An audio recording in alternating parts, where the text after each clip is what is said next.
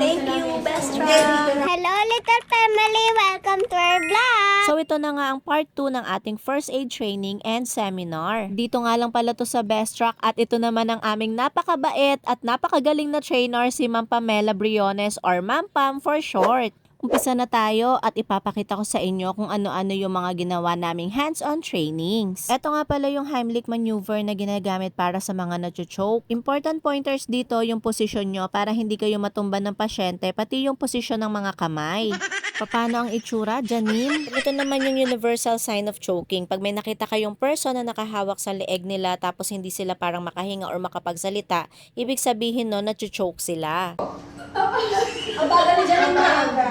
Important factor din dito yung malakas yung pwersa at mabilis. Bukod sa pang-adult, tinuruan din kami kung paano naman yung sa infant kasi ibang-iba talaga sila. After nyan, break time na muna kami and sabi ko nga sa inyo, sagot na lahat ng agency yung pagkain namin throughout the day. After break time, sabak na kami agad sa training at ito nga ang isa sa pinaka-importanting kailangan matutunan kapag nagfa-first aid. At hindi lang din ganun kadali mag-CPR ha, kailangan tama yung pwersa mo, tama yung rhythm mo. Kasi kung hindi mo rin masisave talaga yung patient. At sa totoo lang, hindi na rin ina-advise ngayon yung mouth-to-mouth na direkta. Kailangan meron silang parang ganyan na suction or yung parang disposable na plastic na nilalagay sa mouth bago kayo mag mouth-to-mouth kasi nga hindi na natin alam yung mga virus ngayon. Isa pang inaral namin kung paano yung proper switching kasi nga alam nyo, sobrang importante talaga na hindi tumitigil sa CPR. At hindi talaga siya biro, sobrang nakakapagod siya kaya importante talaga na dalawa kayong marunong sa isang company. At syempre, tinakal din namin yung mga first aid na mga basic or common injuries. So in between afternoon training, meron din naman kaming pamerienda pero after nyan hindi ko na masyadong na video yung mga trainings namin kasi medyo intense na siya. And of course, after training, ano pa nga bang hinihintay natin kundi ang certificate at picture-picture?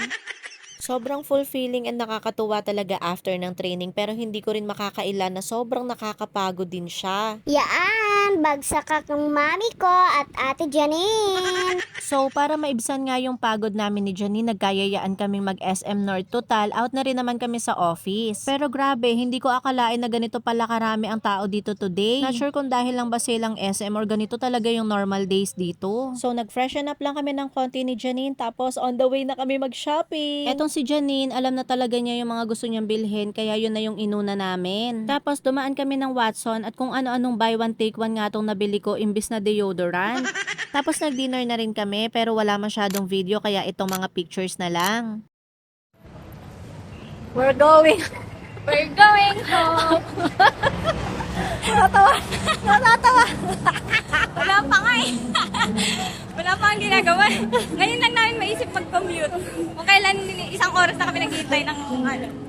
Grabe, sobrang dami pang nangyari nung araw na to pero hindi ko naman lahat na video kaya ayan, pagdating nung uwian ang tagal naming nag-waiting sa Grab pero wala kaming mabook kaya eto ang ending, nag-carousel na lang kami. So ito na nga yung last video nung araw na to pero ang dami pa talagang nangyari after namin yan kasi dumaan pa kami ng Uncle John's ni Janine, nakita pa namin yung mga boss namin doon din kami kumain ng dinner nila Daddy at Leah. Basta in short, super memorable ng araw na to para sa akin.